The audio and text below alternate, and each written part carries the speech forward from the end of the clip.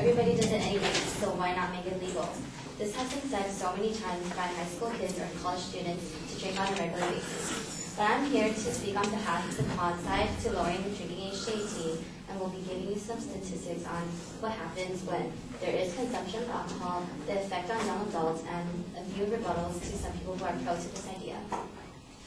Just to get you started of thinking of some numbers, CDC.gov said that in 2005, over 145,000 visits to the emergency room due to injuries from alcohol for the kids of age from 12 to 20. The same source gave some of the after effects of drinking at a young age, including high risk of sexual assault or unprotected sex, injuries, or death caused by the alcohol, memory problems, which can be due to changes in development of brain development. It is also stated that drinking underage can highly affect a person's growth because a human brain is not fully developed until the age of 23 to 25. Another great statistic given by Mad.com is that each year, students in college between the ages of 18 to 24 contributes to an estimated 1,700 student deaths, 600,000 injuries, 700,000 assaults, of which are 90,000 sexual assaults, and 474,000 students engaging in unprotected sex because of alcohol. Now that you have heard some scary statistics of drinking underage, I'll be telling you about negative effects that it has on the youth of America if drinking age was to be lowered to 18.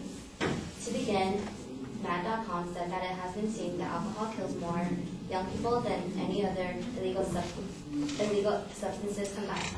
This can be alarming because many young people don't see alcohol as a drug, but it is just that. Alcohol, like a drug, can have serious effects on the body. Some information given by alcohol.bt.edu states that alcohol abuse starting at a young age can cause irreversible brain damage, including memory loss and personality changes, increasing your vulnerability to infectious diseases and cancer, reduction in blood cells, and can deteriorate the heart and increase the chances of getting heart disease. Further discoveries have been found that people who begin to consume alcohol before they are 21 are 5 times more likely to be dependent on alcohol or have a substance abuse problem in the future.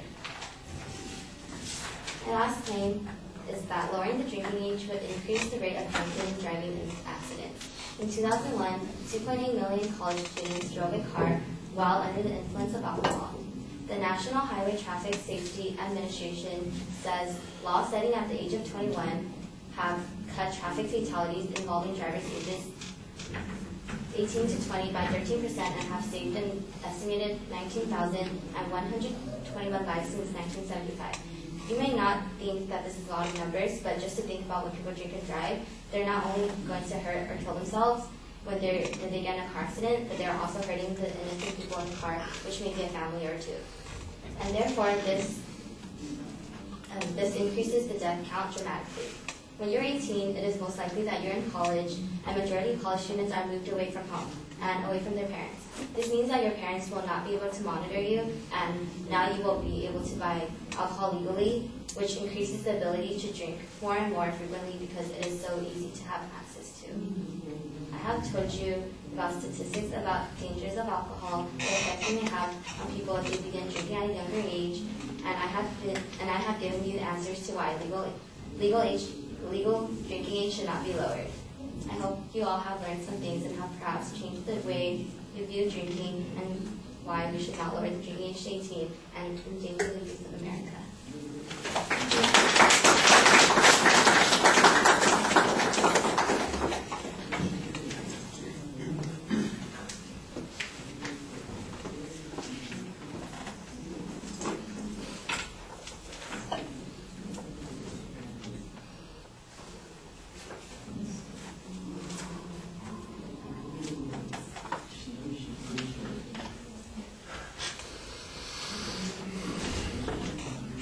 Well, I know what the subject is, but your proposition is not as clearly stated as it needs to be, and the secondary points that you present really aren't labeled as claims. They're not declarative sentences for the most part. They're just pieces of information. In fact, it sounds like, especially in the first part of the speech, that the speech is just being organized by information rather than by inferences that you're drawing on that point. And so I think you need to be a little bit stronger in telling us what the claims and the inferences are as you're developing the argument, not just trying to dump some data on us. You've got several websites that you cite, and you don't tell us who these people are, why they're authoritative, where their information comes from. Now, some people will probably know who mad.com is, but others will think, what is that?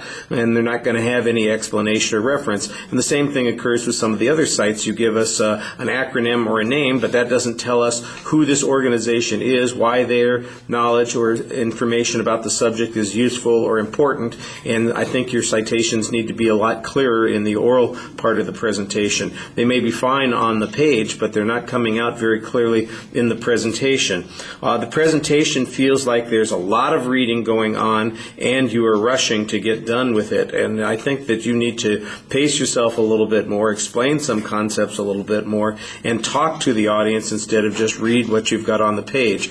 At the end of the speech, I thought that you had a relatively clear summary that makes your point of view a lot clearer at the beginning than it was, a lot clearer at the end of the speech than it was at the beginning of the speech. All right. Thank you.